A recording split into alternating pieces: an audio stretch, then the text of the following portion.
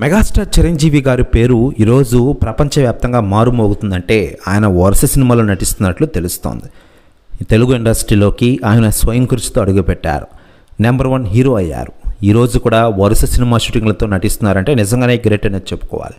అదే ఎనర్జీతో డ్యాన్స్లు ఫైట్లు చేస్తున్నారంటే నిజంగానే గ్రేట్. 69 ఏళ్ల వయసులో కూడా చిరంజీవి గారు యంగ్ హీరోలకి గట్టి పోటీ ఇస్తున్నారంటే గ్రేట్ అనేది చెప్పుకోవాలి. మరోవైపు మెగాస్టార్ చిరంజీవి గారి సినిమాల విషయానికి వస్తే ప్రస్తుతం ఆయన విశ్వంబర సినిమాతో ఫుల్ బిజీగా మారిపోయారు. ఈ సినిమా అయిపోయిన వెంటనే మరొక సినిమాతో ఆయన బిజీ కానున్నారు. మరోవైపు మెగాస్టార్ చిరంజీవి గారితో సినిమా తెరకెక్కించాలని టాలీవుడ్ టాప్ డైరెక్టర్లు అనుకుంటూ ఉండగా తాజాగా డైరెక్టర్ సందీప్ రెడ్డి వంగ సంచలన వ్యాఖ్యలు చేశారట. ఆయన మాట్లాడుతూ తెలుగు ఇండస్ట్రీలో నా ఫేవరెట్ హీరో మెగాస్టార్ చిరంజీవి గారి కోసం అదిరిపోయే అరుదైన కథను నేను సిద్ధం చేశా.